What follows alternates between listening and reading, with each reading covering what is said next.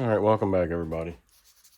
I got some inner tubes, and these inner tubes have threaded valve stems on them, and they're going on to an ATV. I wasn't sure how to install. I know how to install the tube, right? But I didn't know how to install this stuff, right? The two nuts and this little washer that comes with it, right? So I got on YouTube and started trying to find out and look for videos that talk about this type of inner tube. And there's not much out there.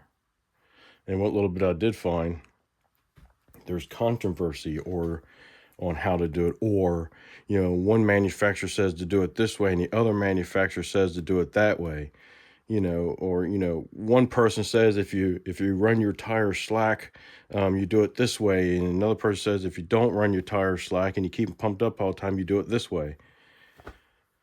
Confusing as hell.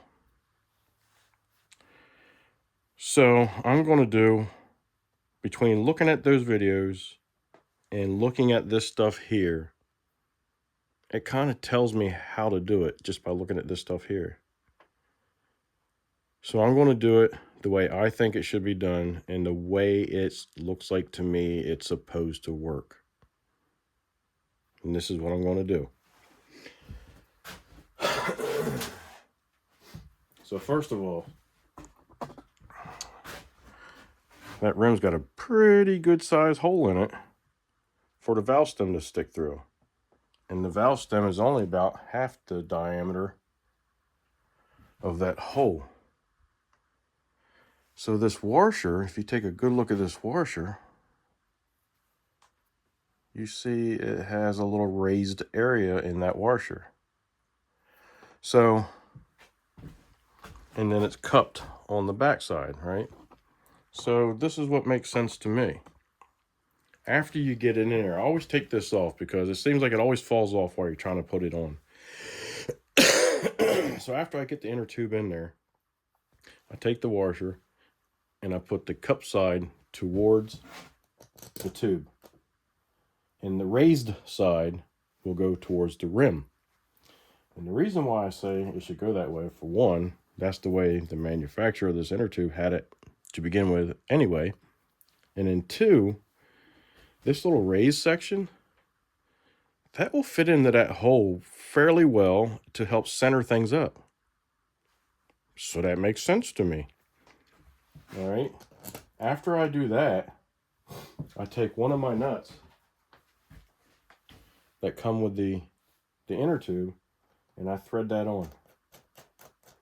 And I snug it up against that rim just a little more. Once I get it finger tight, I might put a turn on that nut. Just snug it, right? You're not trying to crank down on it and tighten it. Just snug it up so that the stem isn't wiggling all around, okay? And then I come back with the other nut. And these nuts are the thin ones, so they're jam nuts anyway.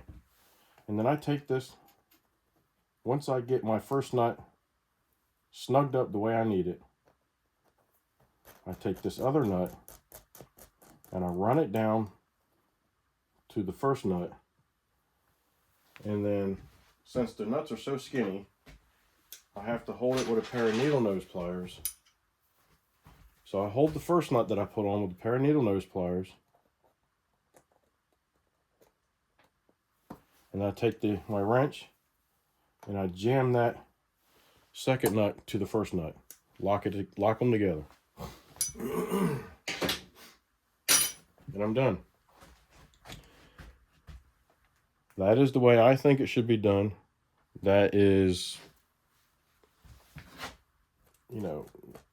my opinion, the way I look at things and see how things are supposed to go together or how they look like they go together. I'm sure there's going to be people have their own ways, and the couple videos that I did, there's one guy, he was explaining all the different ways that when he started researching of all the different ways that many different people and many different manufacturers do it. The funny thing is, There was one manufacturer, and I forgot which one it is. I don't know if it was Goodyear or Michelin, or I think it might have been Michelin, because I remember the little Steak Puff Marshmallow guy on there.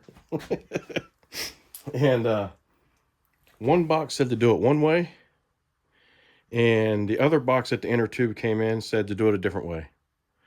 So the manufacturer are telling you two different ways and can't even make up their own mind on how to do it. So that's how I do it. Hopefully that helps you out one day. If so, give me a thumbs up, subscribe, send me some comments, let me know what you think. Be kind and help people when you can.